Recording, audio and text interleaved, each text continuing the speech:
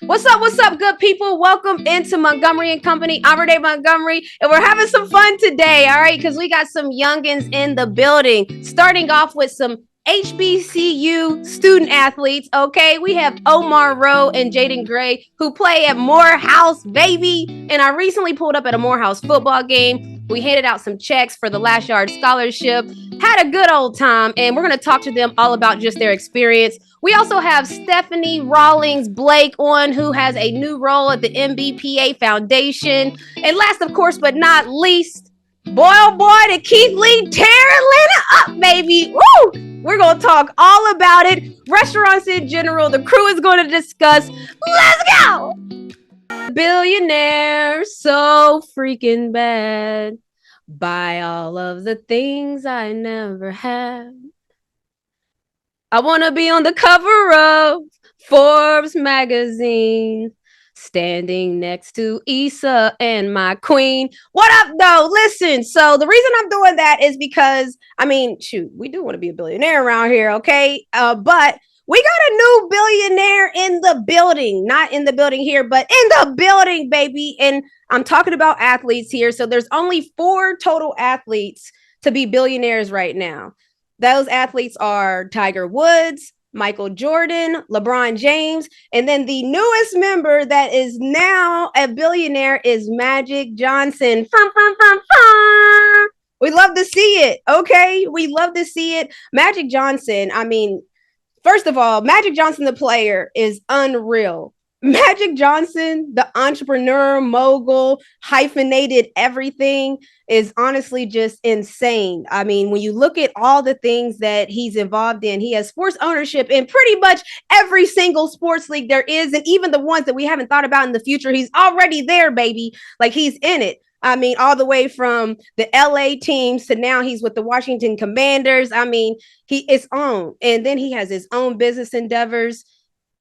Billionaire, baby, status. And then when you just start to look at this list, so like, what makes a billionaire, right? When I'm talking about athletes here, so we have Tiger Woods, and we all know that Tiger Woods was the first of his kind, was so different, so everything. So for him to be a billionaire, and and another thing is, let me side note, to be a billionaire, it's not from your earnings on the court. So yes, all of these billionaires were mega superstars, but to be a billionaire, you got to be a big time boss outside the court too. So the thing about when I think about Tiger Woods is, and let me, I'm looking this up now just to make sure, but Tiger Woods and Justin Timberlake, they just recently dropping a restaurant. Now, Tiger Woods, as we all know, is one of the best ever to do it in golf. So of course, his restaurant was going to have to do with that. Tiger Woods, and let me see here. Okay, yes. Tiger Woods and Justin Timberlake, they have just new lounges where it's kind of Top Golf style. You watch golf, you eat, you play. But again, doing business outside of his sport, but also inside of his sport too. Michael Jordan, we all know everybody had a pair of J's, right? So the Michael Jordan deal that he did with Nike, doing big business off the court as well. Let's go. LeBron James. Now, we know all the different endeavors he's in. Spring Hill, he's investing in different teams. He's already told Adam Silver that he wants to be one of the owners of the Las Vegas NBA team when they expand. And side note, Justin Timberlake, the name of his thing is T Squared Social, by the way. That's the name of the restaurant. Tiger Woods and Justin Timberlake. But LeBron James has already told the commissioner, Adam Silver, that I want to be an owner in the NBA, and the team I want is the Las Vegas fill in the blank. So we know that he's already involved doing big business on the other side of things. He's already owner of a soccer team. He has a lot going on. Magic Johnson's the same. Honestly, I'm shocked to not see Shaq on the list yet. Diesel, you're Superman. You know what I'm saying? The DJ. Like, I'm shocked to not see Shaq on the list, only because Shaq got about 11 commercials on air. And I feel like every company that Shaq is doing a commercial for, I find it hard to believe that he doesn't have a percentage of equity in that company. So I feel like it's only a matter of time before Shaq Diesel is going to join that list of billionaire athletes. And side note to Shaq Diesel, my man said that he wants to buy the Vegas team too. Shaq has came out publicly and said, I want to buy the Las Vegas NBA team, and I want to do it by myself.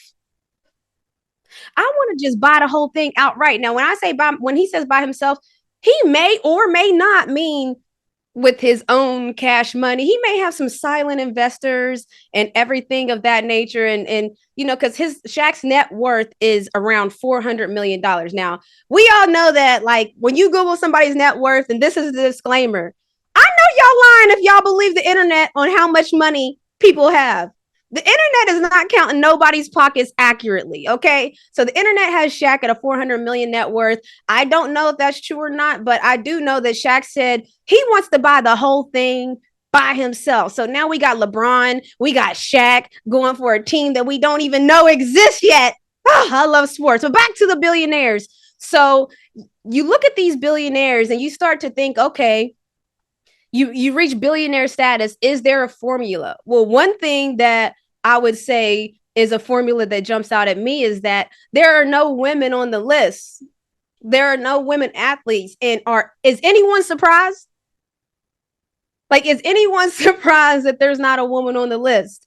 And if somebody says yes, you're probably not paying attention, baby, okay? Because, you might be new to this, but that's the problem too. So now we see these lists, and I really firmly believe, I know there's a lot of conversations about NIL and the good, the bad, and the ugly, but I'm going to tell you one thing that I know for a fact is happening with NIL, and it is leveling the playing field when it comes to cash money, honey.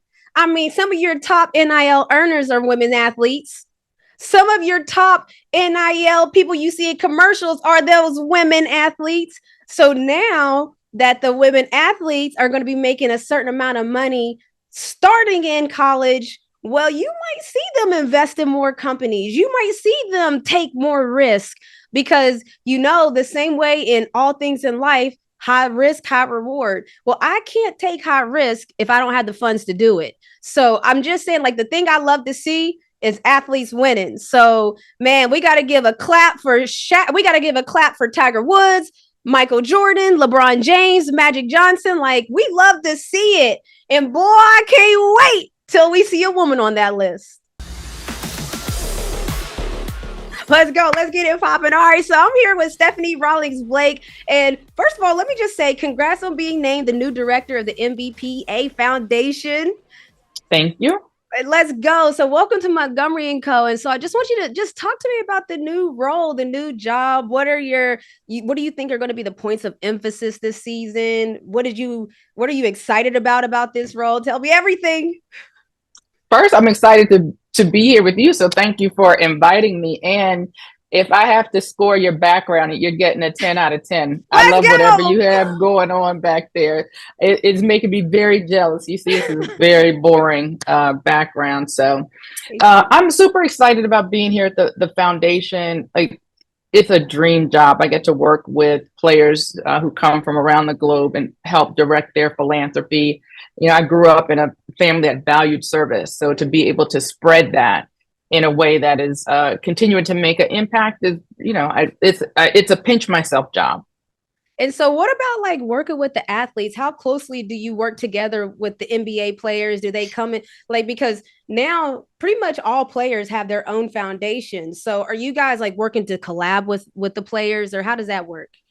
Yeah, so we collab with the players, but also, a lot of them look to us and our philanthropic coaching to help them establish their foundations. We do that work with players that are just coming into the league to help them understand, you may or may not necessarily need to do a foundation, in your first contract. You might want to wait, helping them think through what's the best way to show up in this space. And then when they do it, giving them the sort of back of office support they need to make sure that they're doing it right. I love that, because I remember when I started my foundation in 2019, it's like, you really don't know where to start. Like, like people were asking me, am I a 501c3? And I'm like, I hope I'm going, do I need to be, help me? So, I mean, I'm just saying, because I'm an athlete that came in and where you just you only focus on sports. And so you don't really think about all the other things. You just know you want to have an impact. And so knowing that and different things, like what do you see as areas of growth and things you're excited to change? So many areas of growth, so many opportunities to expand the work. I'll say one of the first things I'm trying to grow is the number of athletes, the number of basketball players that participate in the matching grant program. Our primary work is our matching grant program, which is for active players. Every season, they get $25,000 in matching grants. And in my opinion, not enough of them are aware of this benefit. Not enough of them are taking advantage of it. So I am an evangelist anytime I talk to an active player and the retired players, because retired players, if they play for 3 years, wow, for the rest of their life, they're eligible for $15,000 a year. And I keep telling them, I said, it's not like it accrues. If you don't use it, you lose it. And I know that you're doing the work. So we want to make sure that we're being able to leverage the benefits that they've earned to help support them in their work. So what percentage do you think uses that? And just so people know, the matching program means like if they want to spend $25K on something, you all will match it on that same grant, right? And so what percentage of the players you think are taking advantage of this? Not enough. Until it's 100%, it's not enough. So what I will say is, some teams do a better job than other teams. And part of what I've been trying to do during this, the months that I've been in this position is trying to dig down and figure out why. Is it because of the player rep? Is it because of someone from the team? Is it because of our outreach effort? And if it is because of our outreach, why is it so uneven? You know what I mean? If from one team to the next. So we're digging deep. We're trying to figure out, how to meet the players where they are, and make sure that they understand the resources that are available to them through the union. And we're separate from the Players Association officially, but we're part of the same house, and we want to make sure the players are like. I firmly believe in getting everything that's due to you. And for me, that's matching grants a part of that.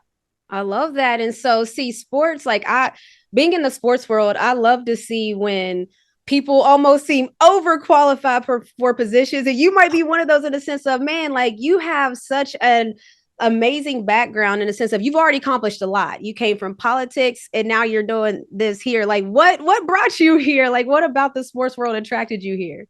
It's so funny when I hear that when people say, you were mayor, you're overqualified. I mean, honestly, like being a mayor of a major city in the country, like what job won't you be overqualified for unless you like try to be a surgeon or something? Like, like when you're a mayor, but because you're always on go 24 hours a day, especially if you have a city like I did with Baltimore.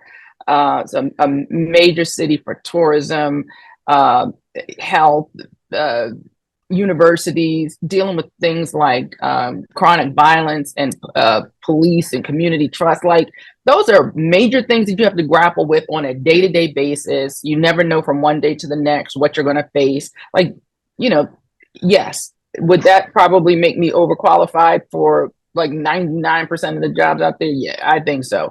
However, what drove me to the work was my passion for service and making my community better. And that's what drove me here, because these players, truth be told, have much more influence than politicians do, much more influence than a lot of, religious leaders or civic leaders that are out there. Young people particularly look to them, to look to our athletes as leaders, as really guideposts, right? So like, why wouldn't I be where the action is and try to help them maximize the impact that they're able to have in the community? Man, I love that, because there are no truer words have ever been spoken when you think about just the energy that athletes bring to anything. I mean, when an athlete puts their name, image, and likeness behind a topic, I mean, we see even in politics, like, I don't know if you did, but a lot of times people want the athletes to come to their political events, and you might not even have to say nothing, just show up. I've had people say, you don't have to say nothing. I don't want you to speak, just show up. In your opinion, how can the basketball culture and NBA players influence policy and social change? Like, and do you want them almost to? Like, like, do you want, like, do you guys advise players to stay in or out of topics and different things of that nature? So as far as advising them to stay in and out, we advise them to be smart with the things that they're doing.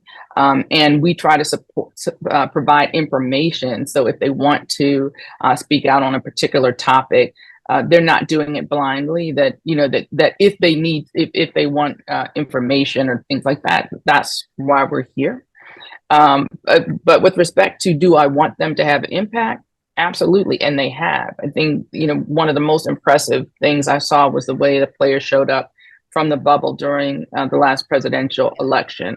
It is without doubt that they had an impact on the outcome of the presidential election. And I think that that's just the beginning of where their impact can go.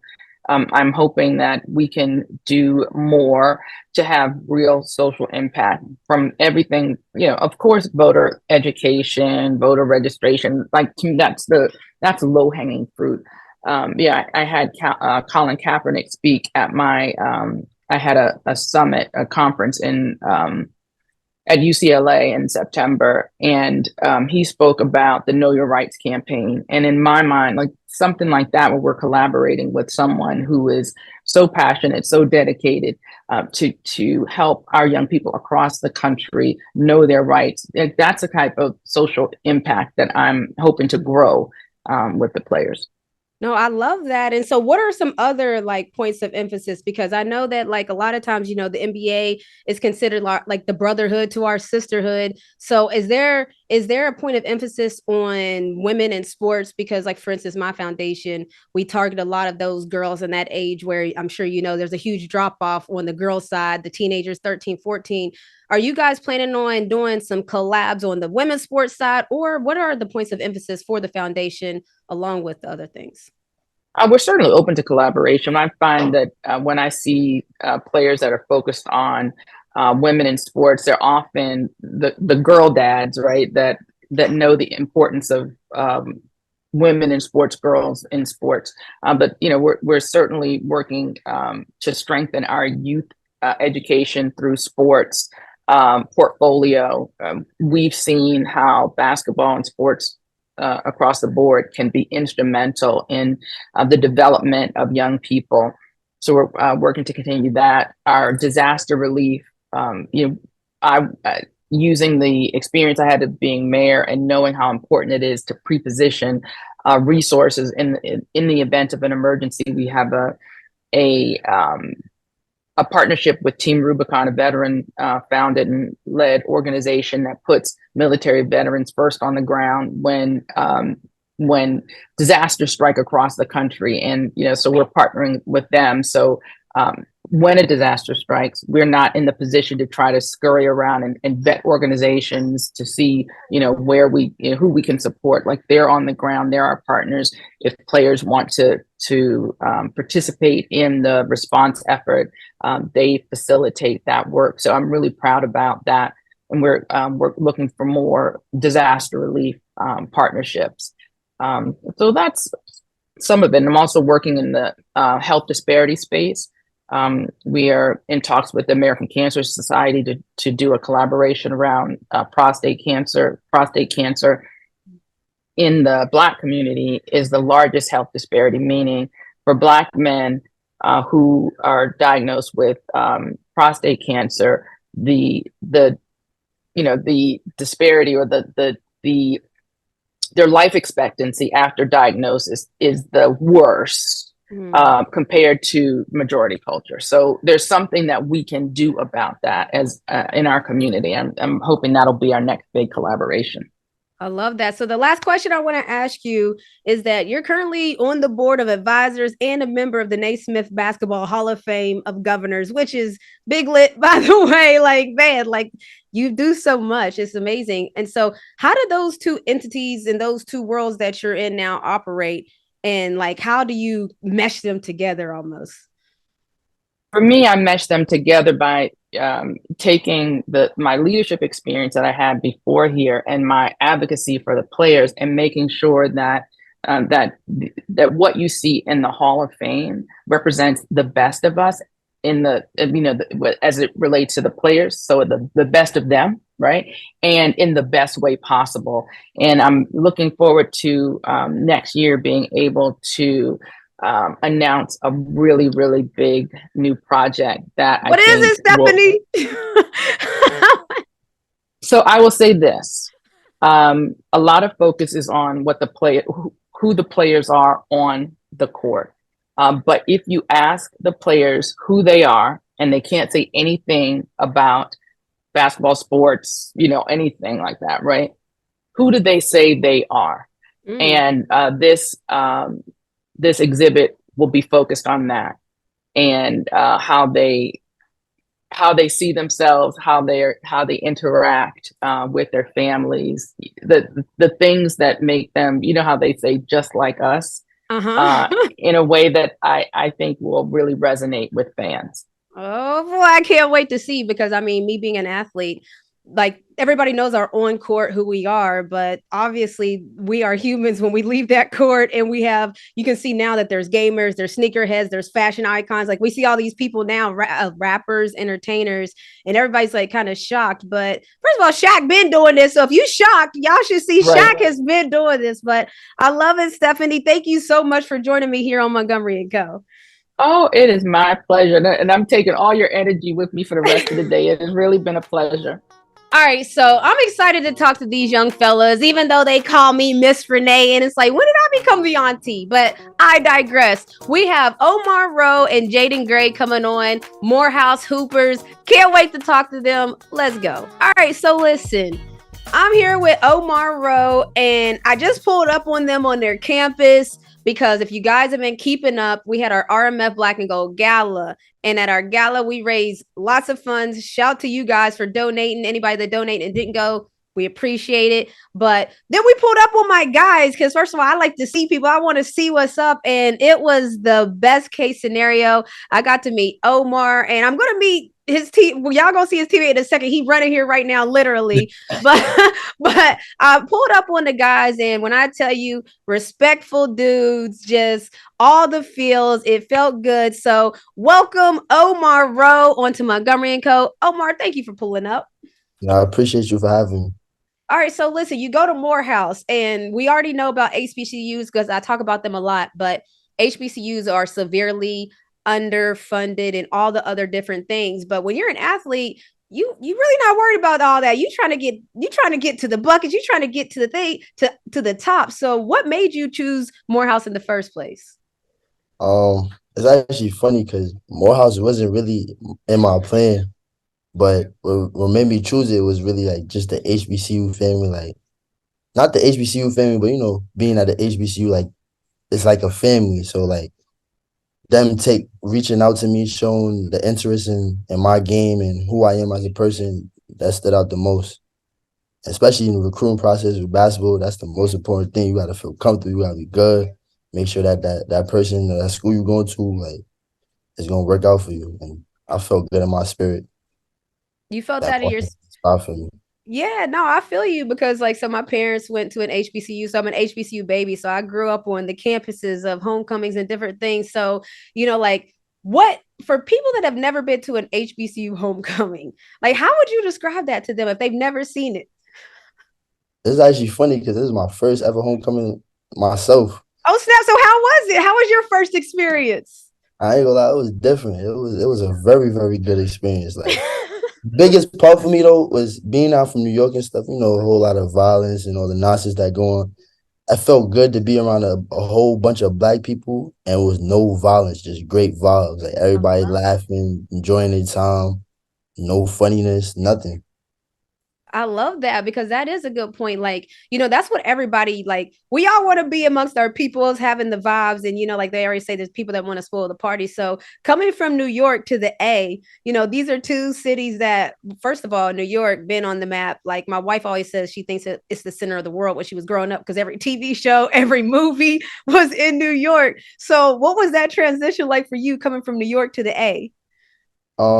It was actually kind of easy because I got a lot of people that's from New York that live out here. So I always say Atlanta's like a baby New York in a way. Everybody Wait a minute now, Omar. But it was pretty smooth. Why you say it's a baby A? Like, why do you say it's a baby New York? I'm just curious.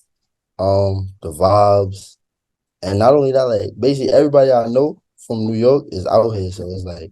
So is this the new New York? I mean, this is the new thing. Then why everybody leaving New York? I don't know. I'm just kidding. I'm just kidding with you, but that makes me think of something. So you on social media or whatever, I'm sure, because you're of your age, and you calling me Miss Renee is wild. First of all, but so you're on social media. Have you seen the stuff with Keith Lee in the Atlanta restaurants? I've been in tune with the Atlanta restaurants, but not him specifically.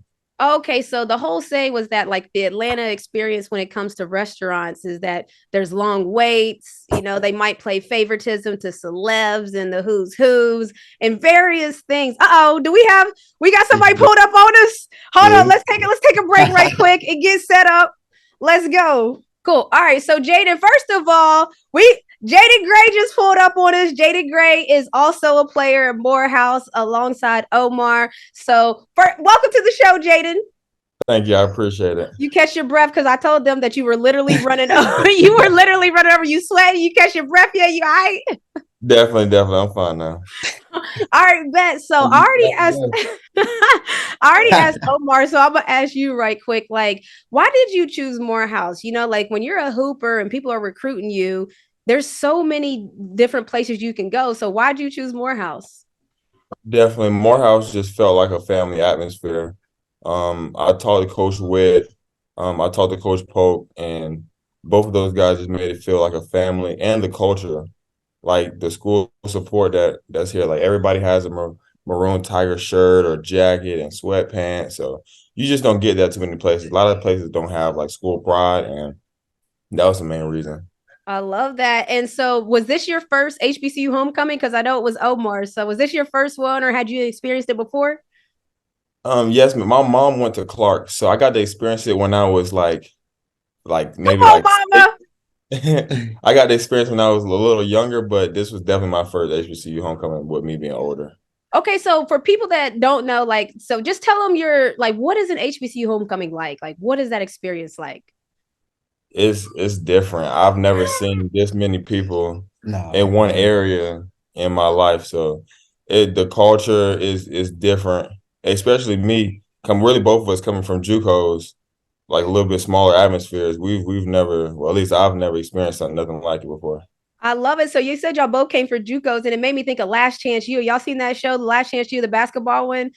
How realistic is that to the JUCO life? Because they talked about how you got the coach doing everything. The coaches is doing the laundry, they're driving the bus. You guys are just so. Is that realistic to the JUCO? Is that realistic? Nah, it's funny because actually one of our teammates is from Last Chance U, Demetrius Caleb. Okay. Yeah. So we speak about that all the time. But it's actually it's very similar. Like I say, JUCO, you really got to get out the mud. Like you got to put that work in, and mentally, it's a mental game. Like JUCO, out of everything, is the mental part right there. Like, you just got to keep that intact. Stay positive. Don't get too high. Don't get too low. Just focus on the main goal and just take it step at a time. 1% every day. Well, congratulations then, because it is a grind. You got everybody in JUCO trying to make it out of JUCO, and I'm sitting here talking to both of you guys as Morehouse players. So first of all, congratulations, because y'all did that, and everything in sports is a mental struggle. Y'all know it. Like it's me versus me. Am I going to work out harder? Am I going to get this extra rep in? It's the day off, but am I going to pull up? Because I know I need to everything in sports. You already know is mental. So I'm about to get to the basketball point of view then, because I talk about it all the time where it's like I went to UConn and we had everything at our fingertips and at our disposal. And so we didn't really have an excuse not to have energy or not to be all the way there, right? But you guys may not have that same type of resources. So how do you keep yourself prepared, regardless of what resources you have or not? Like, how do you get ready and be prepared every day for practice? For me, I just try to control what I can control, and that's pretty much it. We know you need to work hard, and really we have everything, to be honest. It might not be the best, but in my opinion, a dumbbell is a dumbbell, whether it has your logo on it or not. That's facts. That's just how I look at it. Control what you can control. What about you, Omar? Me personally, I just I think about everything I've been through, and like I just try to. I know a lot is expected out of me, especially being a role model, a leader on the team and everything. So it's like that's the motivation right there. It don't get no better than that. Enjoying the prime at Morehouse, Black Institute. I'm good. I feel good. I don't got no complaints. So yeah, I just put all that into perspective and just go out there and give it my all.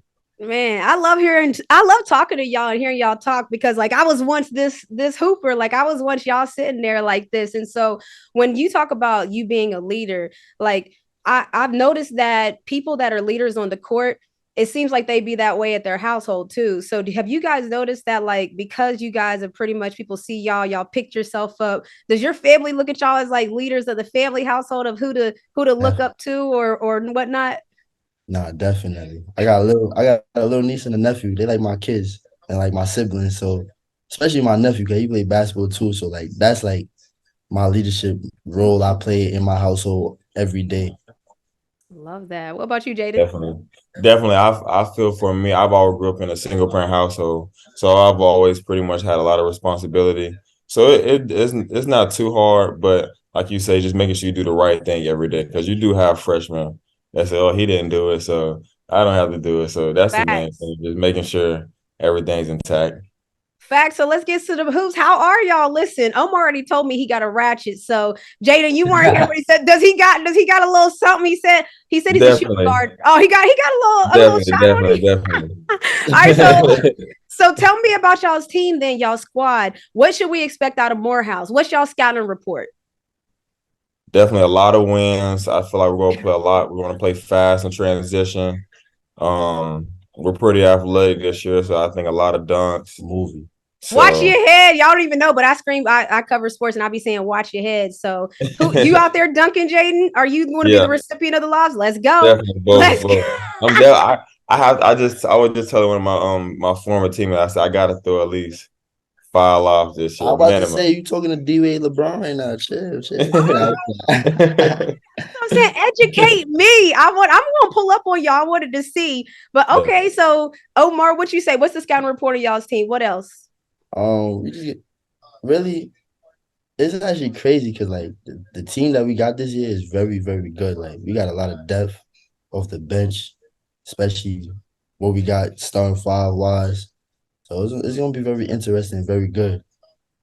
I love that. So I'm curious, you guys, because we saw Shador Sanders at JSU turn it up one time for the one time. And then we saw him go to Colorado and he's still putting up numbers. And so I think that shocked a lot of people because people thought there was probably going to be a bigger gap between the HBCU talent and D1 talent. But from y'all's perspective, how do y'all see like that gap? Do you feel like y'all could hoop with D1? Just look at him looking like, because I know y'all must have already talked about this before. Nah, we just this past weekend we played 2 D1 teams. Okay, so what happened? Yeah, like when we literally just played UAB yesterday, and the score at halftime was like 34-39. Mm-hmm. Okay. And it was just small things. And it really like we beat ourselves. It wasn't really them beating us. I'll say they were a great team though. They had a couple high majors on their team. So it was definitely a great experience. But there will be a gap, but the gap isn't what people think. I feel like the only gap is chemistry.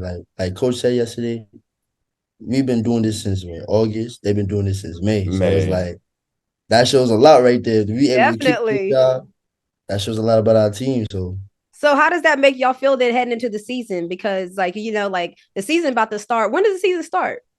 November 10th and 11th, you got a doubleheader. Okay, so that's less than 2 weeks. So the season is less than 2 weeks away. Y'all just went head to head with a D1 team. So how y'all feeling going into this season? Like y'all expecting to do what? Like what's the goals? What's the mind frame here? Undefeated. Definitely. Whoa, what? Undefeated. Okay, I was making sure you said it with your chest. Yeah, I was making sure. Y'all really think y'all boys can go undefeated? Nah, definitely. We really don't want to lose any games. And I feel like you were saying chemistry, I feel like this team has really good chemistry. All we do is laugh with each other all day. So literally, all we have to do is pull that onto the court, and I think everything else will solve itself. I love to see. I mean, undefeated is tough. I went undefeated one season, and I'm gonna tell y'all. So my senior year at UConn, we went 39-0, and I might have said last week on this show that that was the most stressful season of my entire career. We went. I didn't even realize you was part of that team. I didn't even interrupt you. That's No, but yeah, okay. So tough. y'all young, so we went 39-0 in 2009 at UConn, and I'm gonna tell you right now, so since y'all boys are trying to go undefeated, halfway through the season, like you're gonna be rolling, right? It's gonna be like you throwing lobs, you catching lobs. It's like y'all are in y'all's bag, right? Then halfway through the season, about every single win gets bigger and bigger because there's this bubble that y'all don't want to pop, right? It's like, dang, we already here now. We got 8 games left. We can't lose any of those. So that's when the both of y'all, I'm talking to y'all right now. That's when y'all have to really lock in. Y'all talking about them little details and them minor details. That's when those are going to beat y'all because everybody going to be looking at y'all. Y'all are undefeated. You're going to get that A++ game. You don't got time for minor details and beating yourself. So don't let that first half of the season cruising let y'all think that that second half is going to be a cruise too. Because I'm telling you, that thing starts to get real big and people start to get like this too. Like you don't want to mess up everybody like all tight. Everybody, you got to just make sure everybody stays locked in and just does those same things because that's what messes up people in postseason too. You get to postseason and you think I got to change everything. No, you better do everything you've been doing perfectly, right? Like, so I'm just telling y'all because y'all said undefeated, and I'm like, all right, I'm about to tell y'all what that journey's gonna be like, but I feel like y'all look like y'all built for it. Like, yeah, I've been through that my high school career. I actually went to school in Connecticut as well. I went to Sacred High School. Yeah, you were undefeated. Is that what you're trying to tell me? So you already been in that bubble. Yeah. So you had an undefeated season. Yep. And we got won the championship MVP too. Let's go. Okay, so we got some hoopers on the like I love to see this. So I'm gonna pull up on you guys and just check y'all out this season. Shouts to Lululemon too, because I told them that y'all wanted some swag. And so I really hit up my guy. Look, repping it already. I really hit up my guy. Shouts to Marvin, shouts to Malachi, because they was like, we about to have to see what we can do for y'all. So stay tuned. We might have to do some things, get y'all on a little shopping spree or something. So stay tuned. But I appreciate you guys pulling up on me. Definitely. We appreciate you too. Definitely. Let's go. I'm pulling up. I'm coming to a game now. So I don't want to see I want to see all that stuff you was talking. You got to. Done. I appreciate y'all. That was dope, guys. Appreciate it. Also, one more thing too. You got here? What y'all gotta ask me? Don't be shy now. I followed you on Instagram. Oh, drop y'all's Instagrams in the chat real quick. So I'm gonna follow y'all back. Drop both of y'all's. Yeah, because I missed it, but definitely. Do you have? Oh, you don't even have Instagram? I don't. Oh, I love it. Look at athletes. That's what I'm trying to say. Look at these athletes. Like, it's not bad to have one, but only an athlete would not have one. Wow. Sports wise. Of course. And you know what? Jaden, you might want to get on there just for, like I say, business wise, but I love that you like, I'm locked in. I love it, but there's money to be made out there. I'm just gonna say. Definitely a lot of money. All right, fellas, I appreciate y'all. I appreciate you. See you later. Atlanta restaurants have been put on notice, baby, and by Keith Lee and the crew we're about to discuss. Happy Halloween, everybody. Yeah, I know it's late. Okay, first of all, I know it's late, but as you can see, Juju and Serena ain't trying to let it go. We got Shigo here. We got Squid Games with a side of Ryan Howard, and it's scary season, so I see why he wore Ryan's jersey, because it's always scary season with her, so let's go. As you guys know, we filmed this show on Tuesdays, on a Tuesday, but we release on Thursdays. Today that we're filming it is actual Halloween. So actually, Serena and Juju are the ones that are on point, and we kind of are the ones that are off. So, but I digress. All right. So, crew, we're going to get into a discussion today because Keith Lee, who is a TikTok food critic with 14 million followers plus, he goes through, and so he started out as a UFC fighter, and so he was a fighter, and as a way to basically work on his public speaking, he's like, you know what, I'm gonna start a TikTok where I review foods because I like to eat and I need to talk more public speaking. Well, long story short, he started doing these food reviews where he would pull up to random restaurants, and he started to notice that when he would pull up, more and more people would try it. Of course, it's kind of like when we watch Shark Tank and we see the foods they're trying on TV. I want to order and try it too. They get me every time. So this is basically Keith Lee now anywhere he goes. So now he knew that, he got a platform. He's like, I'm going to target Black and Latino restaurants because I'm knowing that like when I go there, I be like, there's so many examples you can go on his TikTok and see, but he's went to certain places, and before he went, they were struggling to even stay alive. And then after he leaves, they're getting like 30,000 a month plus. Like the numbers just go crazy. So he's on a food tour right now. It's kind of what he does, where he goes to different cities. He tries their favorite foods. He lets everybody know, I'm pulling up in your city. What foods should I try? And a lot of times, a lot of restaurants, they almost beg him to come because if he goes, you know that you're automatically going to get customers. So there were so many restaurants that were hitting him up, begging him to come. And he's also going to hit on those mainstay big restaurants, right? So that brings us to why Keith Lee tore up the Atlanta restaurant industry. So he pulled up on, as soon as he landed, he came to a restaurant. Boom, the first restaurant he comes to, I don't even know if it's the first or not, but he gets to a restaurant. There's a 2-hour wait. He asks, can they do to go? They say no. So then he's like, when they realize he goes in, they realize it's him. He's famous. They're like, all right, you can sit down. So he was like, no, I don't want to sit down. When I give my food reviews, I want to give an authentic experience. It's like the Michelin restaurant person. When they go to that restaurant, they don't announce that I'm here to see if you're going to they want to get your real authentic experience on a random day. That's what Keith Lee wants to do. So he came to Atlanta and it just didn't go as planned. In his words and quote, he said, it was a unique experience that I will never forget. And so he has also since then told Netflix that he would like to do a show on the Atlanta restaurants because this situation has gone so viral. So there's two sides of the coin. People are saying okay, this is a normal thing. If you're from Atlanta, you know that. There's also been some people that clap back to say, who is Keith Lee? And then there's also the people that are like, yes, we love it. Keith Lee changed the industry. It's messed up. We need to do better. So that's kind of like a big paraphrase of everything going on with restaurants and Keith Lee. So I couldn't wait to talk to the crew about it just to get y'all's opinions on any part of this, whether it's waiting 2 hours to sit down at a restaurant. Would you do that? Would you not? Or if it's like, do you get annoyed because, he didn't want to be a celebrity and skip the line?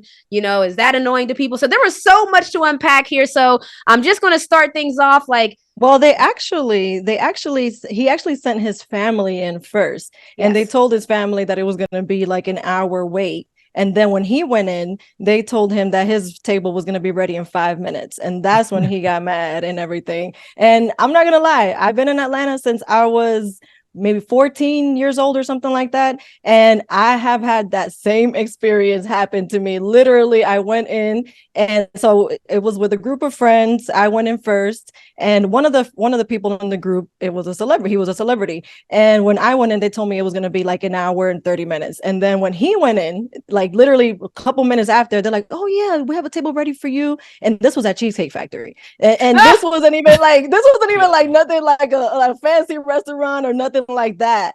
But I have definitely experienced that in Atlanta. I hate to say I love Atlanta, but whoever says who is Keith Lee, that's crazy to me. It's like ignorance is not an excuse anymore. If you're in the restaurant business, you need to know who Keith Lee is. Like, come on, that's just part of your job. So the who was it that said, oh, who is Keith Lee? I think it was the Real Milk and Honey, right? Milk and Honey ownership was basically like, why is everybody so concerned? Who is Keith Lee? Yeah, and then they went on to say that he's like autistic or something, instead of like having accountability, taking accountability for what happened. It was an ugly situation for sure. Yeah, and then that didn't sit well with people because, again, we all know that Keith Lee started doing these TikToks because he had a public speaking fear or a problem that he wanted to overcome. Clearly, he did it. By the way, shouts to Keith Lee. But first of all, accountability, people. When somebody critiques your business or company, you probably shouldn't clap back. Like, that would just be my first thought. Like, what? Right. Especially when you found out that they're famous. And on that tone, it could be any type of business. Customer service is number one. I don't care what kind of business you're in, restaurant, hardware store, whatever. Whoever comes to you, word of mouth does a lot more than any billboard, any newspaper ad, anything else you can put up there. So you should try to treat everyone. I don't care if they're a billionaire or if they're, the beggar in front of your door who's asking for a handout. You should try to treat everybody the same. And that goes to if you're trying to show your goodness and you're a good moral person and you do treat everybody the same, you get more from that than just trying to brown nose the rich people. And I think there's a scripture in Matthew that says, what you do to the least of them, you do to me. So you should always try to walk like that, So you mean to tell me if Obama pulled up to your restaurant, you're going to treat him just like everybody else? Well, I'm going to say, Mr. Obama, we have a policy here. And so, we want to accommodate you, but we don't have a table right now. Could we take you to the back or could we do something other while you...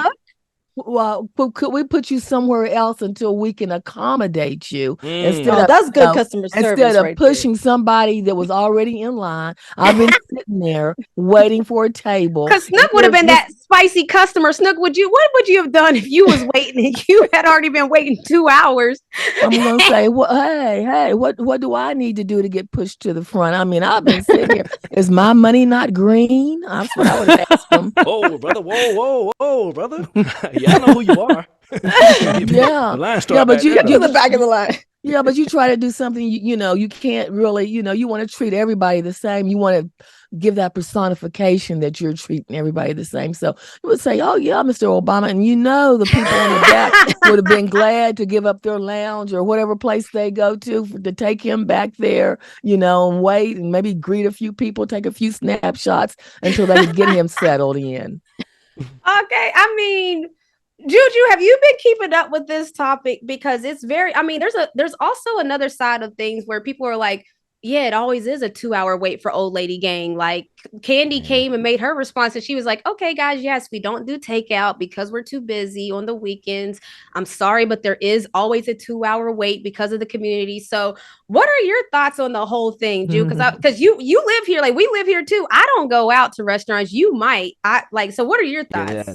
Since the pandemic, I haven't been out that much at all because I don't like how they be coming to your table and sitting your straw in your cup already. Like, can you wrap my straw and give me my own option? Amen. Don't touch the top of my straw. Who sir, ma'am, respect to the establishment. Number one. Then you get to the table, the fork just sitting on the bare table. The fork, the spoon, and the butter knife just sitting on the table. Who cleaned this table? What rag was used? I agree with that. So I don't necessarily eat out. But if you want to play for the Hawks, you don't be like, who is Dominique Wilkins? Who is he supposed to be? Like, you know what I mean? Right? So I gotta put some respect on my boy's name. And I know, like, if you know him or not, once you realize what's going on, show some respect, guys. Come on, man. That's what I'm saying. Yeah, and that's the thing I think that a lot of people were saying, because it's like, look, whenever something's your baby, like, you know how she said, keep in mind that I'm an artist and I'm sensitive about we know that you're going to be sensitive if somebody talks about your business. Like, if somebody talks about the Atlanta Dream. I mean, when I'm online and I see people talking about the Atlanta Dream and I see all these comments that are probably not even true, of course, I could go on a clapback rage and start tweeting everybody back and going crazy. Of course, I could do that. But what would that do to the business? Like, what sense would that make for the business? So I think the main thing that happened with Keith Lee was Keith Lee started to tell all the truths that if you lived here in Atlanta, I'm pretty sure you knew that Old Lady Gang had a long wait. Like, if you didn't, that's a known thing. Like, right. the problem that... Oh, well, what you got to say, Cole? Let's hear it, because I want to hear it. Well, the first thing is that if they told him it was going to be a 2-hour wait and then said, oh, we got a table for you in 5 minutes, that means they snatched somebody's food off the table. They snatched somebody's food off of their table. Or put their bill and, put their bill down and said, y'all going to be done in about 5 minutes. Or they just made them next in the queue. I don't think so. Not with no 2-hour wait. 2-hour wait. If I go in there, I say, and somebody says it's a 2-hour wait, and then they come back out and they find out it's me, and now it's a 5-minute wait. Ain't no way in life they snatched somebody's food off their table before, because there's no way. Or they made them an offer they couldn't refuse. You might, if you ordered the same thing that somebody's already ordered, you might get their food. And what you say, Juju? I said they made them an offer they couldn't refuse. Like, hey y'all, we got something going on. If y'all get up right now, y'all food is comped and free. And I'm out. Did. And I'm out. Okay, and I get that. Number two, I understand the old lady gang is a 2-hour wait. They said brunches in Atlanta are a real thing. Facts. Who's waiting for 2 hours? It's no longer brunch after 2 hours. Got 2 hours. It's no longer brunch after 2 hours. It's lunch. It's lunch. Yes. You got 2 hours in the middle of the damn day. You need to reevaluate. Right. It's 2:00 and we still haven't even sat down to eat. I don't. Listen, this is fighting words y'all are saying now, because I know there's people like Baby G that loves a boozy brunch. Now I'm gonna tell you, people, that live and die by a boozy brunch, baby. I get it. I understand. Believe me, I see about the brunches. I see the brunch videos. Brunches are huge. I don't know brunches are that way up here as far as the wait. And it just might be just that restaurant. It has good food. I'm Sunday after church, I'm hungry. I can't wait 2 hours.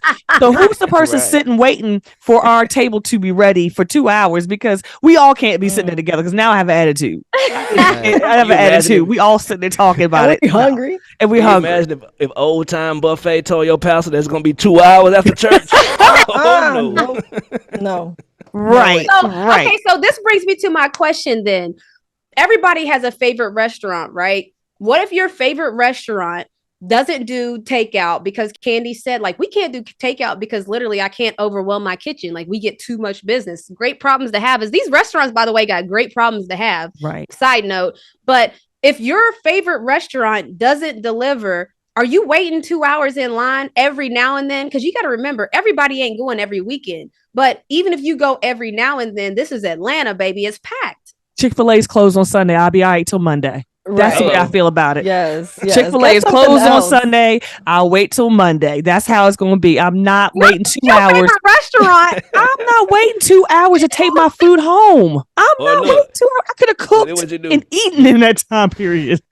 You go to the restaurant, just put in your reservation, then go see the Dream play, and then after the Dream play, you right there on time. Hello, we back.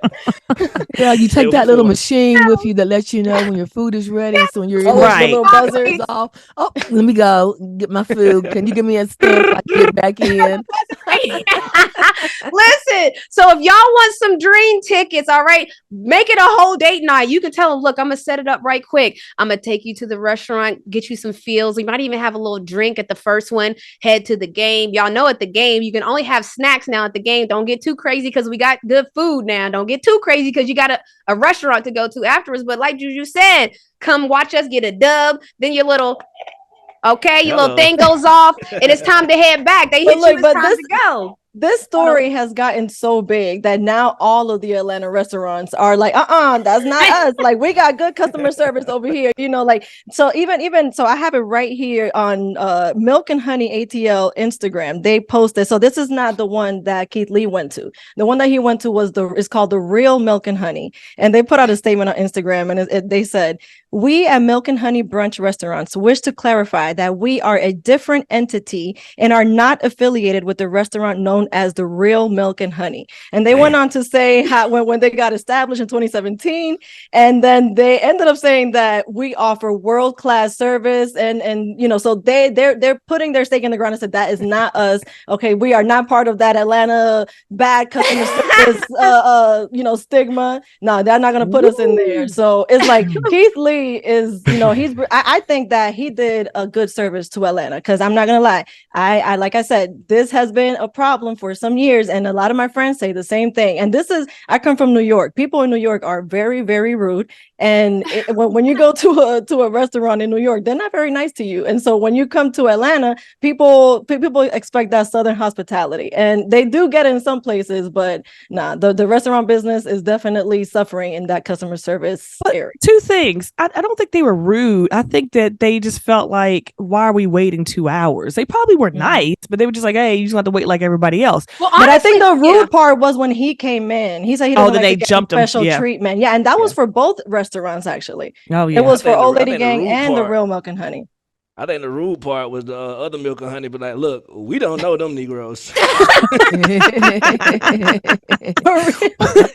it was the food good? So Did he say the old lady gang food was well, good? this is the funny part. He didn't get to eat, did he? Yeah, there was 3 restaurants that he did reviews with no food. So he goes, as you can see here, I'm sitting here with no food. Here's why. He has to tell you why he didn't have the food. I'm telling you, I agree with Babe. I think he did a service to Atlanta restaurants in a sense of like, I know that people that love their brunch, they almost take it as this is a part of the lifestyle. If you want to go to brunch, you got to put in your 2 hours. The food is always on point. The food's on point. They usually give you endless something, whether it's endless crab legs one day, endless mimosas the next day. They're giving you endless something that makes you feel like it's worth it. So there is that 2 sides of the coin. But one thing's for sure, I guarantee Charles Barkley style that there ain't no restaurants in Atlanta now that ain't going to be a little bit more aware now that Keith Lee done came through. I guarantee. And so for that. Well, you got little listen. dreads, go to the restaurant and act like Keith Lee. We put a mask on. Keith Lee is our Guy Ferrara. Yes, our Guy Fieri. Yeah, Guy I don't know if I'm pronouncing right. He's going from city to city evaluating service and food. Guys just doing the food, but he's giving you the total package. If you want to eat here, this is what you're going to have to go through. And like Juju said, put some respect on his name. Yeah, facts, because there's a reason he only does Black and Latino restaurants too, and like it only worked against those restaurants here in Atlanta. By the way, people, I want y'all to know that. Normally when he does this, it's a gift. Like if he comes to your restaurant, it's Christmas. He has blessed you and your family because whoever's in that city is now going to that restaurant. Like because everybody trusts him so much. 14 million people follow him. So when he hits their city, there's a reason it's going viral. The AJC wrote about it. The Atlanta Journal Constitution wrote about this on the local news stations right now. Right, so for Moco to complain about this, God come make your business better. So normally Keith Lee is blessing these Black and Latino restaurants, but unfortunately, and side note, let me just make sure I say too, there were about 4 restaurants that he did bless. There was a food truck where a guy said, all I need to do is sell 4 hot dogs a day and I can stay in my home and maintain my life. I just need 4 hot dogs to sell a day, right? That's what he was saying. He was like, some days we sell a lot, some days we don't. They saw his social media and saw all the deals that he was doing. And Keith Lee pulled up to this man's food truck. Baby, he said, listen, this was so good. He said, I didn't even want to hit you up, man. He said, I knew it. He didn't even hit him up. He's like, I didn't even want to hit you up because I wanted to be ready when you came to me. I wanted to have all my stuff in order. Man, I just opened up 2 months ago. I took a leap of faith and just opened up 2 months ago. And here you are. I wasn't even going to hit you, but look at God, man. And Keith Lee did a review. The food was good. Like, this is what Keith Lee normally does. It just so happened that he came to ATL, baby, and it was just a different experience like no other. So, of course, we had to talk about the AJC talking about it. Everybody Black Twitter talking about it. The Atlanta community talking about it. But one thing that we can't say for sure is that y'all better look out now. If Keith Lee coming into your city, let this be a warning. Get your stuff together now. Shots fired. I think I might invite him to dinner here. Guess who's coming to dinner tonight? Listen, I'm gonna tell you what, Keith Lee, do your thing though. Like, I really can't say enough that like this is a controversial situation to have with Keith Lee in Atlanta, but what he really is doing is just so amazing. He's such a good guy. You follow him for yourself to see. But ATL, man, it's up. So I love, there's a lot of things happening in Atlanta that I love. But what I really love that's happening in Atlanta is that when people come here, they feel like home, family. I'm one of those people. I moved from West Virginia to Atlanta probably 10 years ago, and it felt like home instantly, and the people around it. And so when you hear Omar and Jaden say they chose Morehouse because of that, it's like, it's big lit. And then when you hear them be grateful for everything they have, knowing that they don't have everything they need, come on now, I got to do better. It makes you feel like you got to do better because he was like, really, I got everything I need. And here's me knowing that he doesn't have half the things I had at UConn, but he's so grateful for everything. So that's just my word, man. We got to be grateful for everything because it's a generational thing. See y'all next week.